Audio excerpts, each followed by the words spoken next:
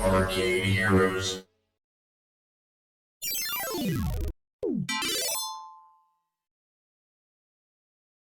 Greetings, it's Adam with ArcadeHeroes.com, and let's watch the Jaws pinball trailer without sound, because if I watch it with sound, the algorithm will ding me, and, yeah, tired of dealing with that crap. But, yeah, this is Jaws, based upon the legendary 1975 film of the same name, but also includes footage, clips from all of the other Jaws movies, which, obviously were not as iconic as the original was. But interestingly enough, it does have clips even from Jaws 3D, and there's a 3D video mode that sounds like it might be an unlockable secret.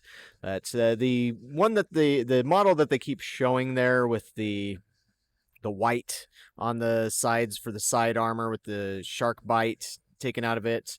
Yeah, that you can see here. This is the limited edition model, which is limited to 1,000 units. I caught a blurb from Nap Arcade that mentions that Stern's going to stop doing these new runs of LEs, which is something that they've been highly criticized over a lot, because if you say you're going to limit it to so many units and then you don't, then it doesn't really feel limited. But I guess we'll see how that shakes out.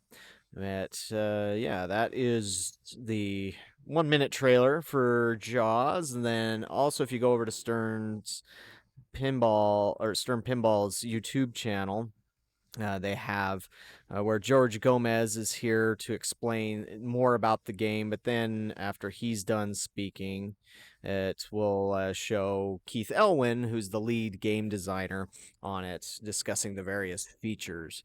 And so, as mentioned, it has clips from the movie. It has secrets, special features.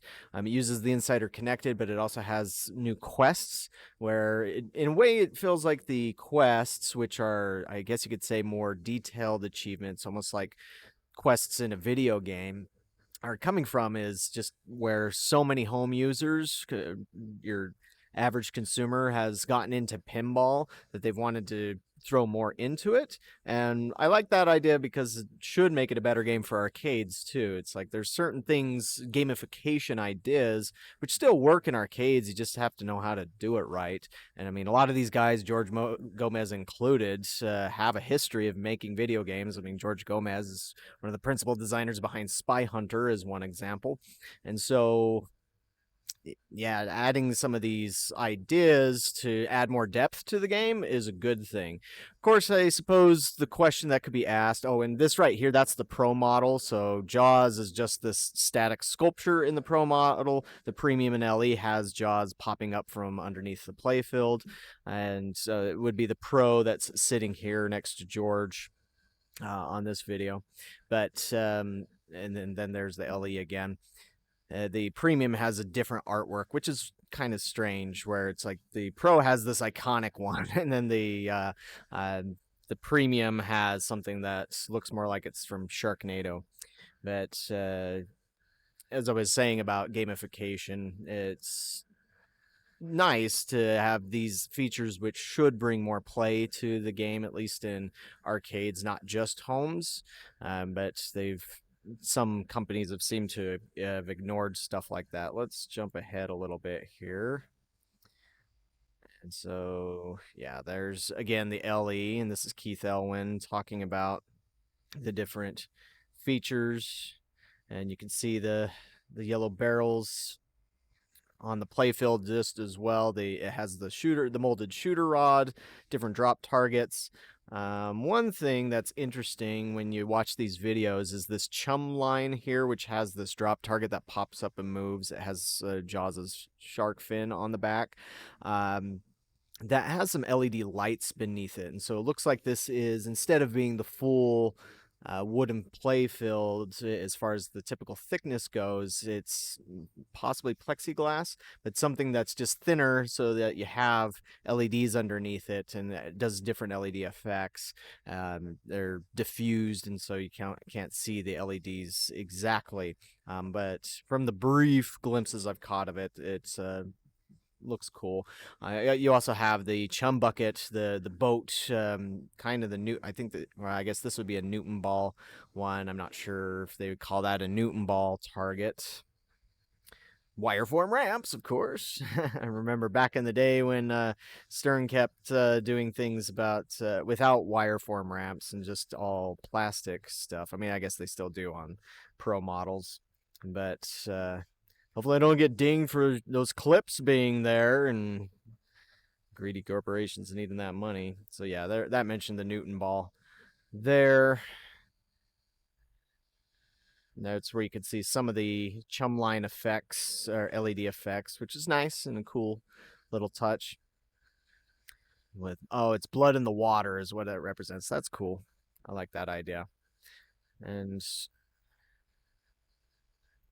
3 optical sensors inside of that boat target.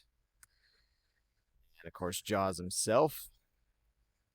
Get your extra Jaws models now for 20 years down the road when he's been beat to crap there. Oh, and of course the premium in LE having this extra playfield. Now over on Stern's website, they do have some more details, but they haven't unveiled complete details yet as to what that's showing. Oh yes, and 3 flippers, which I think is kind of Keith Elwin's signature, as I recall. But yeah, here's, as I was mentioning, the Jaw quests and work on your bounty hunter rank with Insider Connected. So I really like that idea. It's just, unfortunately, here with the Insider Connected that I have on 2 games, I haven't really seen it go anywhere yet. Your general casual person walking into the arcade has no clue what it is. And even with some signage, they don't read anything. But occasionally when I'll get a collector that decides to come by, generally for a competition, then they'll use that. But sorry, as I was saying, over on sternpinball.com, you can also take a look at Pro Premium and Limited Edition.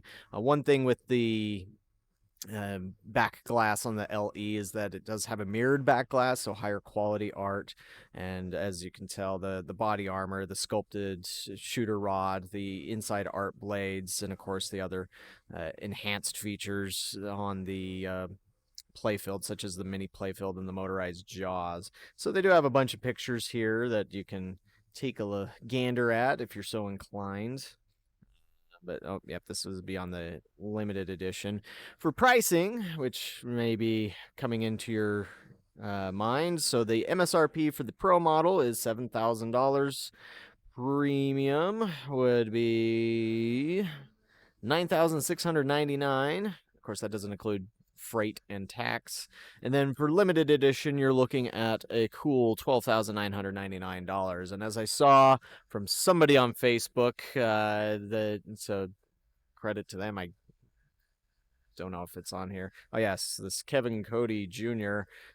Said, I'm gonna need a bigger wallet. That's for sure.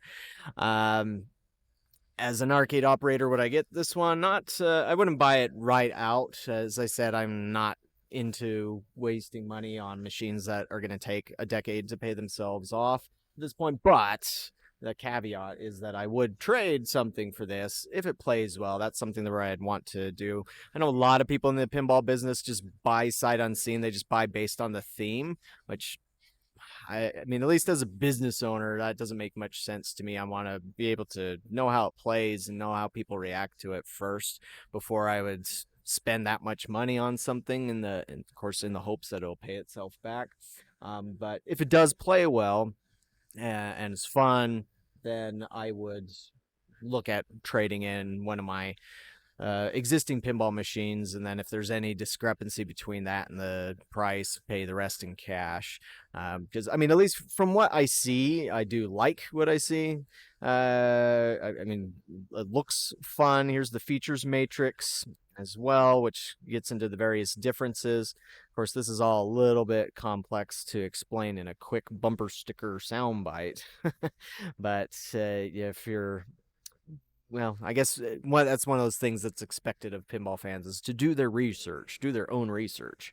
And so this is one of those tools that helps you do that. But again, I'm also just thinking as an arcade operator how casuals might approach it. I'm sure the theme will definitely draw people in.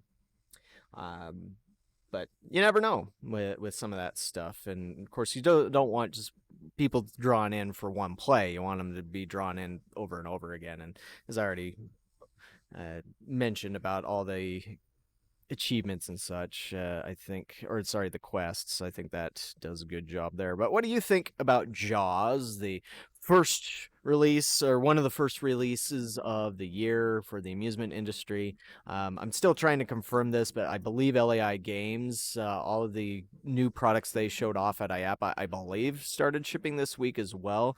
And so just overall a busy week. I don't believe that Jaws has started shipping out yet, but I'll still consider it released in January 2024.